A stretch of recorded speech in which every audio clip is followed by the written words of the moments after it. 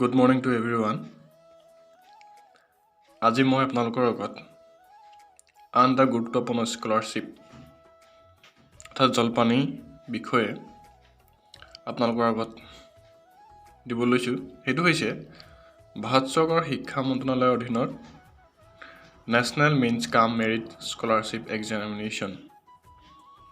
খুবেই এটা গুৰুত্বপূৰ্ণ পৰীক্ষা। 2022 বৰ্ষৰ বাছনি পৰীক্ষাৰ বাবে আবেদন বিচৰা হৈছে আৰু এই বৃত্তি পৰীক্ষাত উত্তীৰ্ণ হোৱা পৰীক্ষাৰ্থীয়ে বছৰি 12,000 টকাকৈ জলপানী ধন 4 বছৰলৈ লাভ কৰিব। এই ক্ষেত্ৰত শিক্ষা মন্ত্ৰালয়ে জাৰি কৰা নীতি নিৰ্দেশনাসমূহ পৰিপূৰক হ'ব লাগিব। যিসমূহ ছাত্ৰ ছাত্ৰী ক্লাছ 8ত পঢ়ি আছে গভৰ্ণমেণ্ট স্কুল হ'ব লাগিব, তেওঁলোকে এই স্কলাৰশ্বিপ এপ্লাই কৰিব পাৰিব আৰু তেওঁলোকে যদি পৰীক্ষাত পাছ কৰে তেতিয়াহ'লে বছৰি 12,000কৈ 4 বছৰলৈ লাভ কৰিব। ক্লাছ 8ত পঢ়া ছাত্ৰ ছাত্ৰীয়ে এই পৰীক্ষা দিব পাৰিব। পৰীক্ষাৰ আবেদন কেনেকৈ কৰিব ইয়াত আপোনালোকৰ খুব ধুনীয়াকৈ দি দিছে প্ৰতিটো বস্তুৱে কেনেধৰণে যিসমূহ নিয়মাৱলী আছে ইয়াত দিছে। পৰীক্ষাৰ আবেদন কেনেকৈ কৰিব? গুগল প্লে ষ্টৰত গৈ বিদ্যাৰ্থী মোবাইল এপ ডাউনলোড কৰি তাৰ যোগেদি অতি সহজে কৰিব পাৰিব। নেক্সট হৈছে মাধ্যমিক শিক্ষা সঞ্চালকালয়ৰ ৱেবছাইট www.madhyamikshikcha.assam.gov.in দ্বাৰাও অনলাইন যোগে আবেদন কৰিব পাৰিব, নতুবা ৱেব লিংক দিছে ইয়াৰ দ্বাৰাও আপোনালোকে অনলাইন কৰিব পাৰিব, অনলাইন এপ্লাই কৰিব পাৰিব। এতিয়া আবেদন কিছুমান নিয়মাৱলী আছে। আবেদনৰ নিয়মাৱলীসমূহ চাই লওঁ আমি। ইয়াত দিছে ছাত্ৰ ছাত্ৰী 8ম শ্ৰেণীত অধ্যয়ন কৰি থকা হ'ব লাগিব।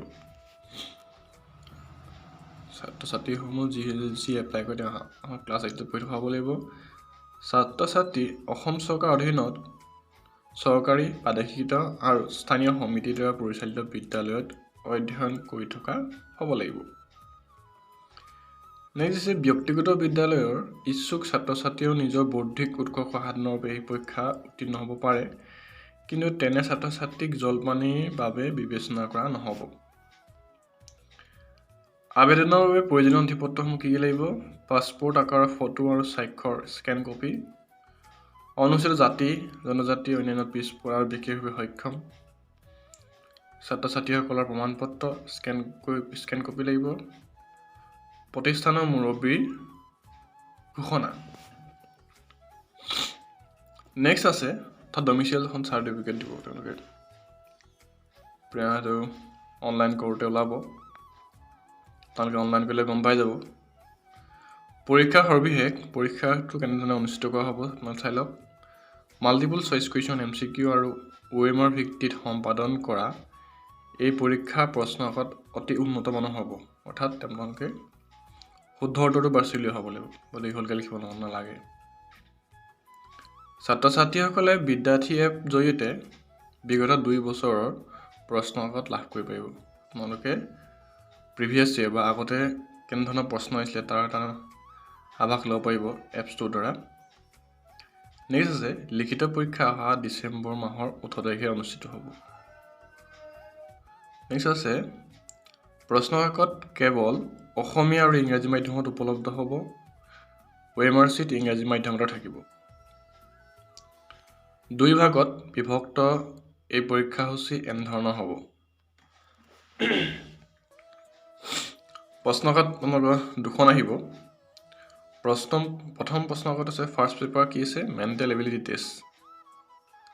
পৰীক্ষাৰ বিষয় হৈছে মেণ্টেল এবিলিটি টেষ্ট আৰু তাত থাকিব 90 মাৰ্কছ, 90। দ্বিতীয়খন পেপাৰ থাকিব স্কলাষ্টিক এপ্টিটিউড টেষ্ট, তাত থাকিব 90 মাৰ্কছ, অৰ্থাৎ 180 নম্বৰ পৰীক্ষা হ'ব।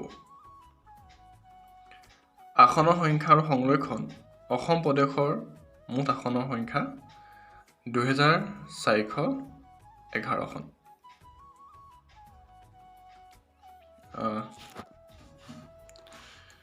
আবেদনৰ সময় আৰু অন্তিম তাৰিখ আবেদন প্ৰক্ৰিয়া 12 অক্টোবৰ 2022 পৰা উপলব্ধ হ'ব আৰু আবেদনৰ অন্তিম তাৰিখ 27 নৱেম্বৰ 2022 27 নৱেম্বৰলৈকে আছে। পৰীক্ষাৰ মাচুল সাধাৰণ শ্ৰেণী আৰু অন্যান্য পিছপৰা শ্ৰেণীৰ ছাত্ৰ ছাত্ৰীসকলৰ বাবে 200 টকা। পৰীক্ষা আপোনালোকে অনলাইন কৰোঁতে পিছতে কাটিব লাগিব, তেওঁ দিব লাগিব। অনুসূচিত জাতি আৰু জনজাতিৰ ছাত্ৰ ছাত্ৰীসকলৰ বাবে 180 টকা। বিশেষভাৱে সক্ষম ছাত্ৰ ছাত্ৰীসকলৰ বাবে 175 টকা। আবেদন কৰা ছাত্ৰ ছাত্ৰীসকলে পৰীক্ষাৰ মাচুল প্ৰপত্ৰসমূহ পূৰণৰ সময়তে অনলাইন যোগে debit card, credit card, net banking আদি সেৱাৰে লগে লগে পৰিশোধ কৰিব পাৰিব। আপোনালোকে ATM কাৰ্ড বা অন্যান্য ধৰণেও নেট বেংকিঙৰ দ্বাৰাও লগে লগে সেই পইচাটো কাটি দিব পাৰিব। এডমিট কাৰ্ড কেতিয়া আহিব চাওক। এডমিট কাৰ্ড বিদ্যাৰ্থী এপ, মোবাইল এপ আৰু মাধ্যমিক শিক্ষা সঞ্চালকালয়ৰ ৱেবছাইট যোগে লাভ কৰিব। আপোনালোকে এডমিট বিদ্যাৰ্থী এপৰ যোগেদি লাভ কৰিব পাৰিব। পৰীক্ষা কেন্দ্ৰ আছে অসমৰ প্ৰতিখন জিলাৰ সদৰ মহকুমা আৰু অন্যান্য স্থানত মুঠ 182টা পৰীক্ষা কেন্দ্ৰত 82টা পৰীক্ষা কেন্দ্ৰ 2022 বৰ্ষৰ বাবে ধাৰ্য কৰা হৈছে। টোটেল 82টা পৰীক্ষা কেন্দ্ৰ ধাৰ্য কৰা হৈছে অসমৰ ক্ষেত্ৰত, যিসমূহৰ তথ্য ৱেবছাইট যোগে লাভ কৰিব আৰু চেণ্টাৰ ক'ত আছে কি আছে আপোনালোকে ৱেবছাইটৰ যোগেদি লাভ কৰিব পাৰিব। আৰু যিসমূহ ছাত্ৰ ছাত্ৰী বা যাৰ ইচ্ছা এই পৰীক্ষা দিবৰ কাৰণে খুবেই গুৰুত্বপূৰ্ণ পৰীক্ষা আৰু অভিভাৱকসকলেও আপোনালোকে নিজৰ ছাত্ৰ ছাত্ৰীসকলক পাৰিলে পৰীক্ষাটো দিয়ক, যিহেতু ছাত্ৰ ছাত্ৰীসকলে আজিকালি চৰকাৰে বহুতো ধৰণৰ জলপানিৰ ব্যৱস্থা কৰিছে। আৰ্থিকভাৱে দুৰ্বল হ'লেও এই পৰীক্ষাসমূহত পাছ কৰিলে বা তেওঁলোকে স্কলাৰশ্বিপবিলাক এপ্লাই কৰিলে পঢ়াৰ ক্ষেত্ৰত সামান্য পৰিমাণে হ'লেও সুবিধা হয়।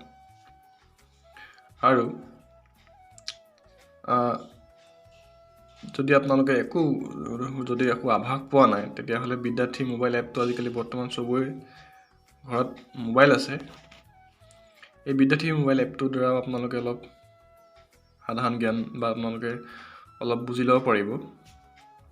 আৰু 12,000কৈ টকা 4 বছৰ যদি পায় তেওঁলোকৰ ছাত্ৰ বা ছাত্ৰীগৰাকীৰ পঢ়াৰ ক্ষেত্ৰত যথেষ্ট সুবিধা হ'ব আগন্তুক দিনত আগবাঢ়ি যাবৰ কাৰণে। তাৰ বাবে অকণ কষ্ট কৰিবলৈ সেইটো অভিভাৱকো কৰিব লাগিব আৰু ছাত্ৰ ছাত্ৰীসকলেও কৰিব লাগিব। আৰু যদি কিবা আপোনালোকে বুজাত অসুবিধা হয় তেনেহ'লে আমাৰ লগত যোগাযোগ কৰিব পাৰিব, আমি যিমানটো সহায় কৰিম। আৰু মোৰ ভিডিঅ'টো যদি আপোনালোকে প্ৰথমবাৰ চাইছে তেনেহ'লে ছাবস্ক্ৰাইব কৰিব নাপাহৰিব আৰু আপোনালোকৰ লগৰ যদি কোনোবা ছাত্ৰ ছাত্ৰী বা অভিভাৱক আছে তেওঁলোকক হ'লেও শ্বেয়াৰ কৰি দিব, কাৰণ এই স্কলাৰশ্বিপটোৰ দ্বাৰা ছাত্ৰ ছাত্ৰীসকলৰ আৰ্থিক ক্ষেত্ৰত যথেষ্ট পৰিমাণে সহায়ক হ'ব। যিহেতু এবাৰ পাছ কৰিলে হ'ল তেওঁ 4 বছৰৰ বাবে পইচা পাব, খুবেই গুৰুত্বপূৰ্ণ। ধন্যবাদ আপোনালোকে মোৰ ভিডিঅ'টো চোৱাৰ বাবে। জয় অসম।